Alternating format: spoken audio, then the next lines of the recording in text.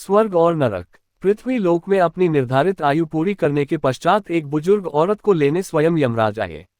बुजुर्ग औरत ने यमराज से पूछा, आप मुझे स्वर्ग ले जाएंगे या नरक? यमराज बोले, दोनों में से कहीं नहीं।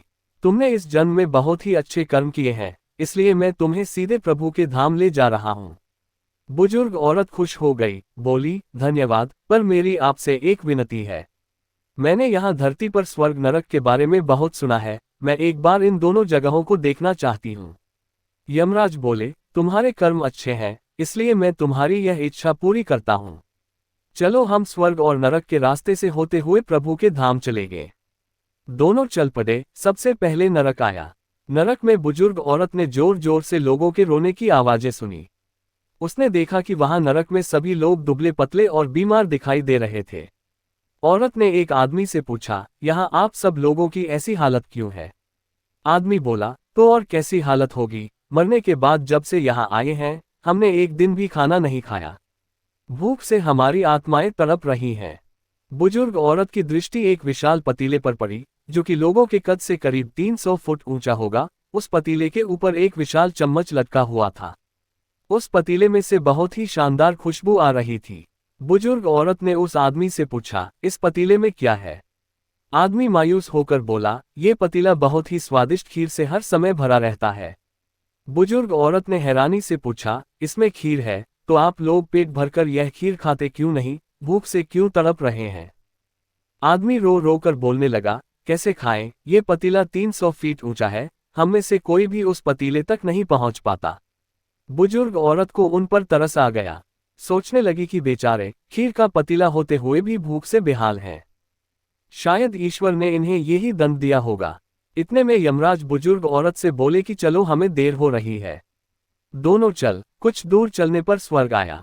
वहां पर बुजुर्ग औरत को सबकी हंसने खिलखिलाने की आवाजें सुनाई दी। सब लोग बहुत खुश दिखाई दे रहे थे। उनको खुश देखकर बुजुर्ग औरत भी बहुत खुश हो गई। वहां स्वर्ग में भी बुजुर्ग औरत की दृष्टि वैसे ही 300 फुट ऊंचे पतीले पर पड़ी। जैसा पतीला नरक में था, उसके ऊपर भी वैसा ही चम्मच लटका हुआ था। बुजुर्ग औरत ने वहां के लोगों से पूछा, इस पतीले में क्या है? स्वर्ग के लोग बोले, इसमें बहुत ही स्वादिष्ट खीर है। बुजुर्ग औरत हैरान हो गई और बोली, पर यह पतीला तो बहुत ऊंचा है। आप लोग तो इस तक पहुंच ही नहीं पाते होगे, उस हिसाब से तो आप लोगों को खाना मिलता ही नहीं होगा, आप लोग भूख से बेहाल होगे। पर मुझे तो आप सभी इतने खुश लग रहे हो, ऐसा कैसे? लोग बोले, हम तो सभी लोग इस पतीले में से पेट भरकर खीर खाते हैं। औरत बोली, पर कैसे, पतीला तो बहुत ऊंचा है।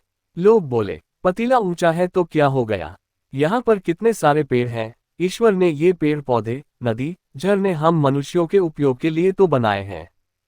हमने इन पेड़ों की लकड़ियां ली, उनको काटा, फिर लकड़ियों के टुकड़ों को जोड़कर विशाल सीढ़ी का निर्माण किया।